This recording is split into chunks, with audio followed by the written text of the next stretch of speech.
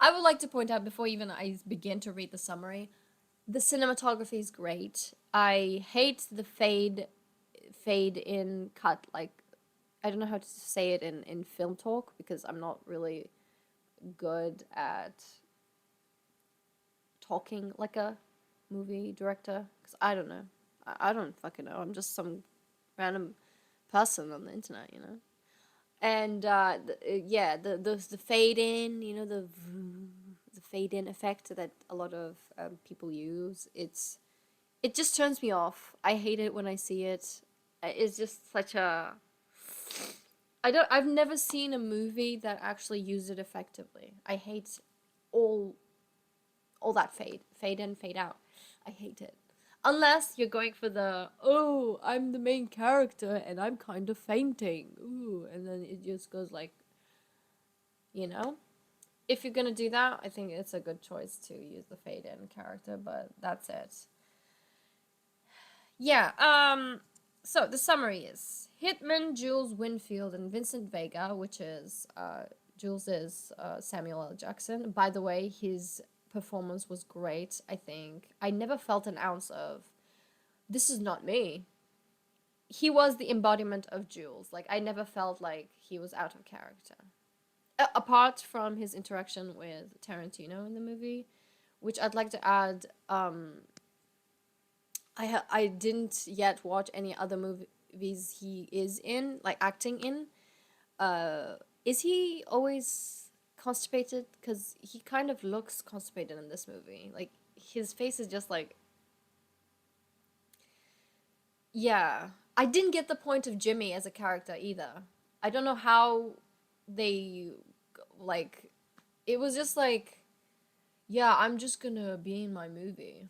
So what? Who can tell me something? But I was so zoned out. I didn't even concentrate so well. I couldn't cuz I couldn't get invested in this in the plot line. So basically Hitman Jules and Vincent Vega, who is played by John Travolta. Oh, Johnny, my Johnny boy. Arrive at an apartment to retrieve a briefcase for their boss, gangster Marcellus Wallace, who is this really hot black guy with super awesome earrings. Oh god, I don't have my earrings. Where are my earrings? Oh god. My earrings. The flu is coming. Wait, I need to take my earrings. The flu is coming to me. Is this my earrings? Right, this is my earrings. Okay, so I'm here. I'm right here. Don't go. We're gonna talk about this movie. Okay, so so Brett, a business partner, Brett. After Vincent checks the contents of the briefcase, Jules shoots one of Brett's associates. The conversations they have between each other is just so long and tiresome. Like if you are not involved in the conversation, you wouldn't want to listen to it, you know? I mean, I'm the kind of gal I'm the kind of gal who doesn't like reality TV, you know what I mean? Cuz I don't really care what other people have to talk about like mundane simple shit. I like to listen to people who talk about science, philosophy, history and things that actually fulfill my brain. So when this guy is going through a whole like a monologue about feet and how intimate it is, which is true. I would not give anyone the opportunity to give me a foot massage because I hate being touched. Perks of being neurodivergent, I guess. And yeah, and he goes on this rant about it, and then Vincent is like, "Oh yeah, but it's just a foot massage, you know." And he's like, yeah, but it's too intimate, motherfucker, you know? And basically, yeah, whatever. They kill the guy. He's quoting Bible verses here and there because he's so religious. I don't know why he is.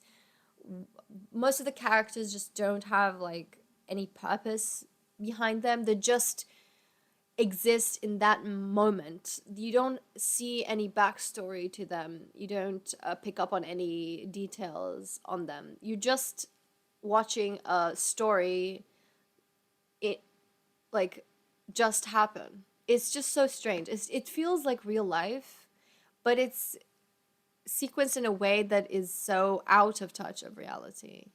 I guess I guess this would be like if you met like a autistic person. I have a feeling that that's what people see like when they meet me and they're like, oh, you're normal but not quite, you know? You just you just kind of there, but no. You, your face expressions is like, yeah, but no, you just something. There's just something out, just, you know, there's like some puzzle piece that's not clicking, you know? And they take the briefcase to Marcellus and wait while he bribes boxer Butch Coolidge to take a dive in his upcoming match. Which is, I think, in the sense of a like in the sense of movie directing, I actually liked the idea that he was talking through the whole thing, and you are concentrated on Bruce Willis, who's playing Butch, lesbian. No, no, he's just Butch. He's a boxer basically in the movie, and so you are panned to his face instead of the guy who's talking, which is like a good take. I think that was interesting. Maybe that's why a lot of people like him as a director, but I don't know. You know, I just didn't. You know, it's like I'll give him my score at the end of the day. Oh, by the way, I forgot to say hello, my purple chickens. Whoever's watching, thank you for watching. Be sure to have your opinions ready and, you know, fire it at me. Discuss it with me. Shoot at it. Shoot at me. You know, say, you bitch, you're wrong. You know, but in a nice way, because I probably will end up crying if you hurt my feelings. I am a baby. I'm a big baby. I like crying, and yeah. Oh yeah. I just remembered Fabienne from the movie. That was the only time I actually like concentrated in the movie, I think. Anywho, yeah. So next day, Vincent purchases heroin from his drug dealer Lance. He shoots up and drives to meet Marcellus' wife Mia, having agreed to escort her while Marcellus is out of town. Mia is played by Uma Thurman with this hairstyle, if you know what I mean. Look at me, you know. Oh, wait, sorry. I'm gonna smoke this like a cigarette. Sorry, wait. Okay. Ketchup. It's a ketchup joke, you know? And, they eat at Jack Rabbit Slim's, a 1950s themed restaurant, and participate in a twist contest, then return home. You kind of pick up on the fact that he has a fetish. Most of the women are barefoot in the movie. Just saying, you know. But you know, I think it's an overused trope to actually criticize a director. I think it's like it holds no substance to, you know, talk about feet constantly. And Mia finds his heroin and snorts it, mistaking it for cocaine. She suffers an overdose. Vincent rushes her to Lance's house, where they revive her with an injection of adrenaline into her heart. That scene took so long. I actually thought that she was going to die, but she didn't. Does anyone know how long you last until you are walking into the light when you're suffering from an overdose? Because it seemed like a long period of time. It didn't feel like it held up, you know? It was like, wow, she must be super like strong and invincible because she kind of made it through an overdose. I thought you immediately just, you know, 5 seconds later, hello God, how are you? What did you take, my child? I snorted cocaine. Well, it was kind of not cocaine, it was flour actually. Yeah. Butch bets the bribe money on himself and double crosses Marcellus. winning the bout but accidentally killing his opponent as well, knowing that Marcellus will send hitman after him. You see, that's what I'm talking about. Almost all the scenes are just after everything happens. You never see the fight scene. You never see like it's kind of it kind of felt like an antithesis to Kill Bill, because Kill Bill had a lot of fight scenes. Okay, a lot of like zoom in shots of Uma Thurman fighting and killing men, and I was like, okay, girl, I'm kind of worried about you. Maybe you should get some therapy. But yeah, she was doing that, and this is like after everything after, you know. Even the first scene where we're greeted with we're in a diner, we're watching. Actually, no, I as the viewer watching from the outside, the movie makes it explicitly clear that you are nothing but a viewer. It doesn't immerse you into the storyline. You don't feel connected to any of these characters. You don't relate to any of them. You're just merely an onlooker. You're kind of like a god from another universe, watching your god friend pick on his little minions, kind of like that. So yeah, and that's what it makes you feel like. In fact, I don't even think it makes, I doubt it even makes you feel like a god. It's just like, I just use that analogy because I don't know, but you know what I mean, right? Yeah, so the first scene is of these two people actually talking about robbing places, and you get the gist that they're robbers. They're Bonnie and Clyde. I think I really like her name. The woman is Yolanda. I really like Yolanda. She is a perfect choice. I think her acting was immaculate. I really enjoyed watching her. The other guy, I have no idea. His face is so familiar, but what was his name? I don't remember. But yeah, he was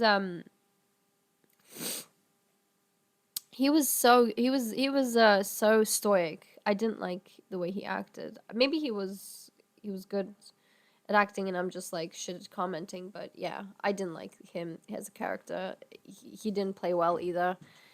And so they kind of robbed the restaurant that at the end of the movie we're all going to see that they're robbing the restaurant that the two hitmen are actually eating at, right? And so yeah, um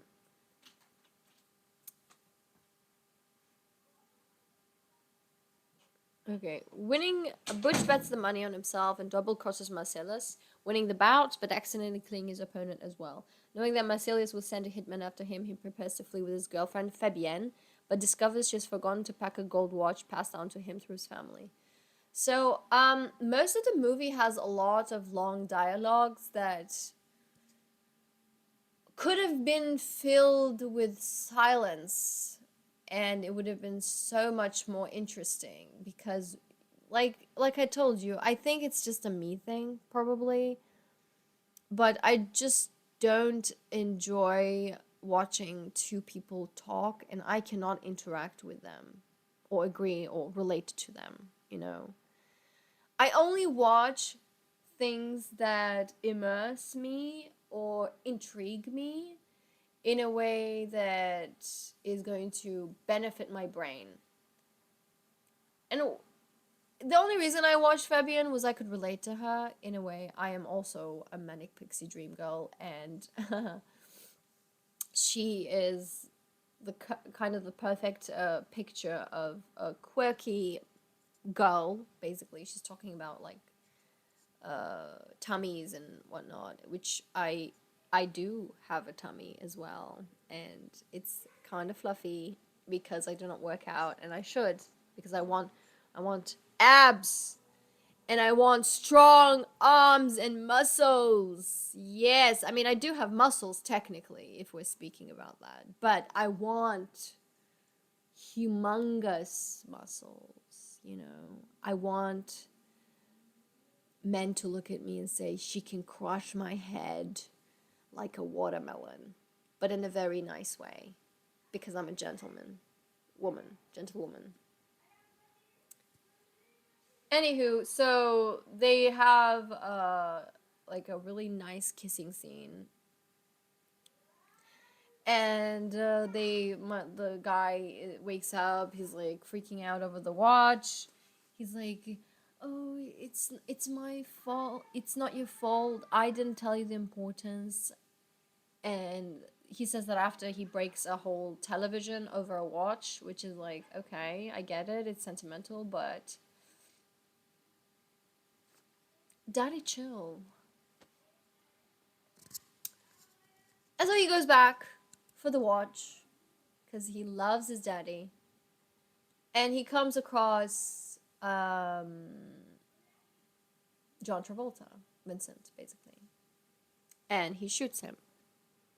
Because apparently he goes inside to put some Pop Tarts and also to the bathroom to take a piss.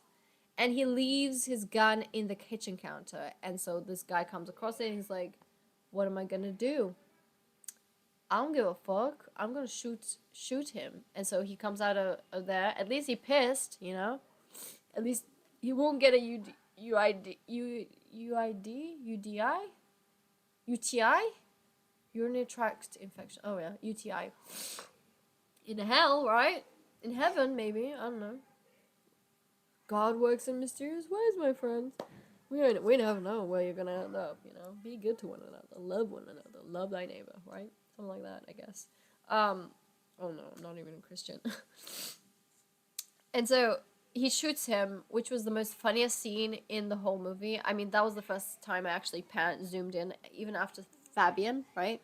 I was like, Fabian, girl, you brought some spice into this boring ass movie. I liked it. Thank you very much. And then he went and did something so freaky, which was confusing because at the end of the movie, I think because it's chronologically not linear, you just go front, back, and like the movie's just calling you a dumb bitch the whole time, you don't understand. Oh, you pussy, you don't understand anything that's going on. Well, fuck you. I'm not gonna explain it. You better move, bitch. I don't give a fuck if you don't understand. That's the whole take of the movie, basically. And so he shoots him, and then yeah, Marcellus spots Butch. The funny scene goes on, right? Marcellus, the guy, my handsome fellow with the earrings, he spots Butch stopped at a traffic light. Butch rams his car into him, leaving both of them injured and dazed.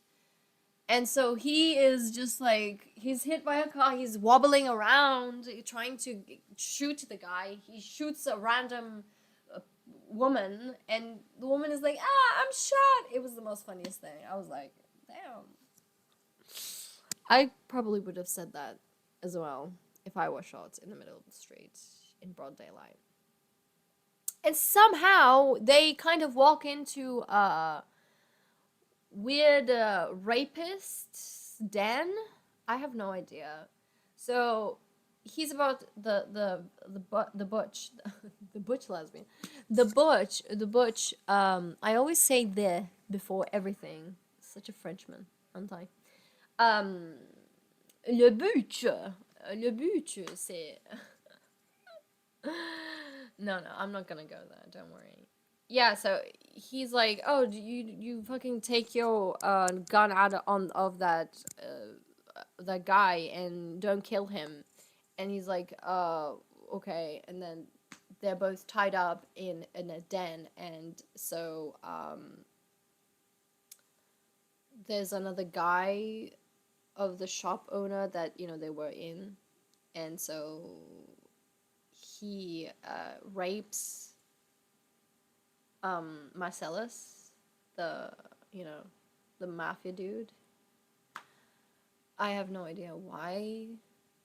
What was the point of that? It's just there's no point to the whole story. Honestly, it's just a whole movie, 3 hour long, vlog of symbolism for how boys will be boys, you know, if you let them become men.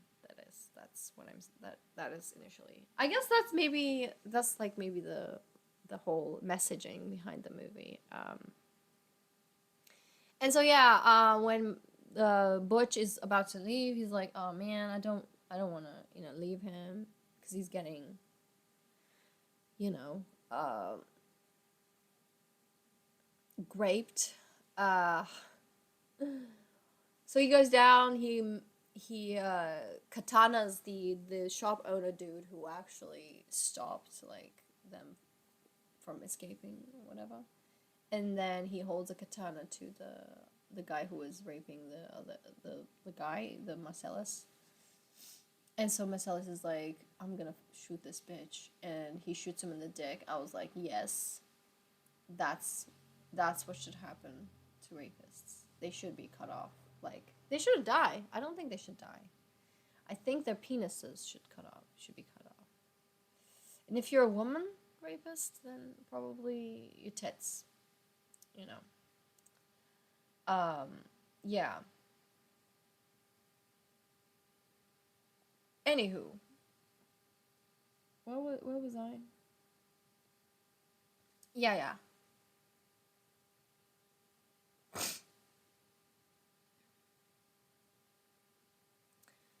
Okay. Earlier, after Vincent and Jules have killed Brett in his apartment, which was like the first scenes of the two interacting after the foot talk, right? Another man bursts out of the bathroom and fires at them, but every shot misses. After briefly checking themselves for wounds, Jules and Vincent shoot him dead. And that was a perfect example of me playing Valorant because I cannot get a headshot ever. I always shoot like a crazy fucking, I don't know. I just go, "Ah!" And then I get shot. And I was like, that's me. That's the only time I got, like, other than Fabian, I was like, that's me. Right there. It's me playing Valorant. Totally. Oh, look at me. I'm a gamer. Oh, oh God.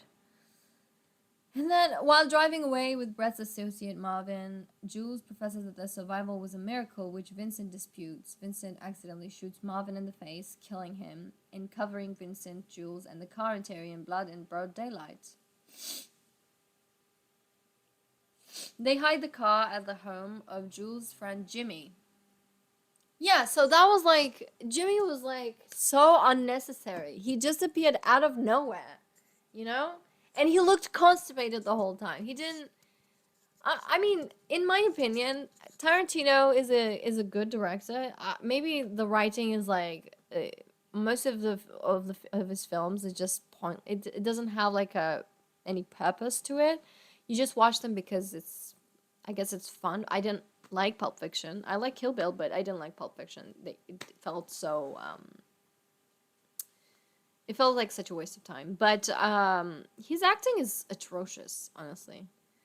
And let me tell you, I know acting is not easy. And if you would tell me to act, hell, I'd probably suck at it as well. I have no training. I don't know, not know anything to do. I don't know anything other than camouflaging myself in front of normal people. Um, but yeah, he was just, oh God, it was just, oh no, no. Yeah, and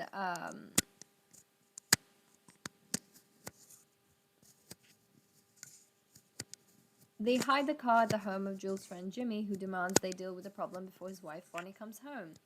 Marcellus sends a cleaner, Winston Wolfe, who directs Jules and Vincent to clean the car, hide the body in the trunk, dispose of their bloody clothes, and take the car to a junkyard. And also, there's a cutscene of a nurse coming in the house and seeing them carrying the body, which is, I guess it was supposed to be like a what if situation where his wife actually came into the house, and I don't know. It was so it looks so amateur, like for him to put that there. I didn't understand what was the purpose of that, you know? And so they listened to that guy, the Winston Wolfe guy, who, oh my god, he looks like a parody of Godfather. He just I have no idea why he looked so funny. The way he was acting, the mannerisms, the way he talked, it was just ridiculous, honestly. And then obviously they do everything he says, and they change their clothes, and you see them go to the diner, eating at the diner, right? And I have I was like, when I saw those clothes on them, it took me back to the scene where we are first greeted with Marcellus giving Butch a monologue, and they walk into the bar that way. So if that is the case, I guess they took the briefcase. They went to the diner, which they got attacked by Yolanda and her boyfriend. What was his name? Ringo, whatever the fuck. Yeah, this horrible guy. I don't even know why Yolanda is going out with him. He just sucks, dude. Yolanda, girl, you deserve better, my dear. And so they show the what's inside the suitcase. It's like shiny. I guess it's gold or something. I don't know. I don't think I don't think Tarantino knows what he put in there. He just did it because he wanted to fuck with people's heads. You know how you get attraction to your movies. I'm so sure that he doesn't know what he put in that suitcase. I might be wrong, of course. He might have revealed it later on in any interview. I didn't watch any interviews at all. I am going to watch some of them, I guess, with you guys here. But yeah, so um yeah, so they are at the diner. They stop the whole thing happening. The you know, he gives him $1,500, I guess. I don't remember why he was giving him that. Yeah. When Vincent is in the bathroom, a couple, Pumpkin and Honey Bunny, hold up the restaurant and demand Marcellus' briefcase. Jules distracts Pumpkin with his content and then overpowers him, holds him at gunpoint. Honey Bunny becomes hysterical and points a gun at Jules. Vincent returns with his gun aimed at her, but Jules diffuses the situation. He recites the biblical passage, expresses ambivalence about his life of crime, and allows the robbers to take his cash and leave. Jules and Vincent leave the diner with the briefcase in hand. And then, according to the timeline, after that happened, they go to Marcellus, and then, you know, the boxer dude fucks him over, and then Marcellus ends up in a car crash, and, you know, that's basically how it happens. All of it. Um, Overall, I would give this movie.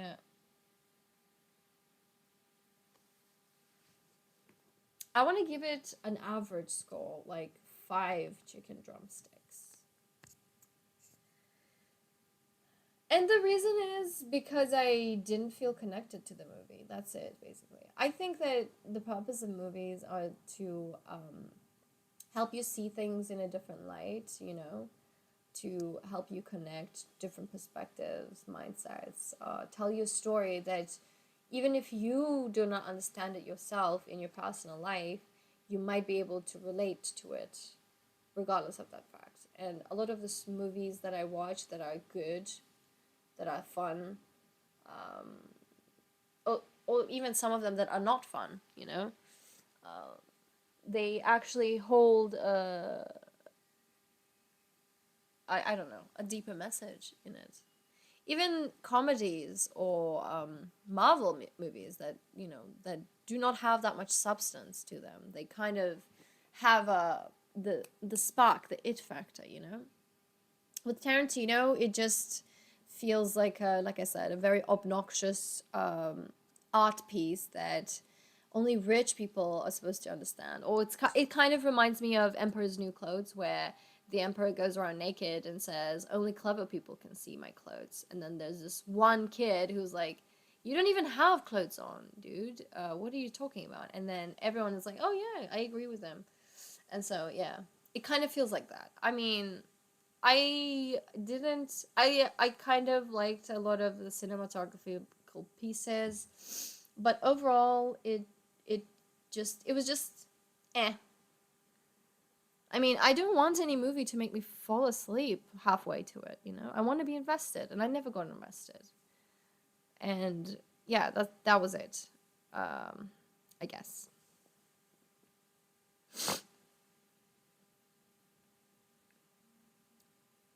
The music was pretty good,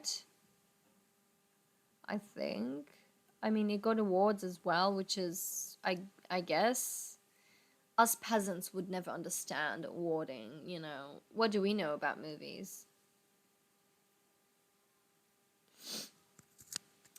Anywho, let's oh, by the way, happy ugly sweater day. I am wearing this sweater inside when there's the heater on and I'm dying from sweat. I can't do this anymore. I think I'm gonna have to take my sweater off.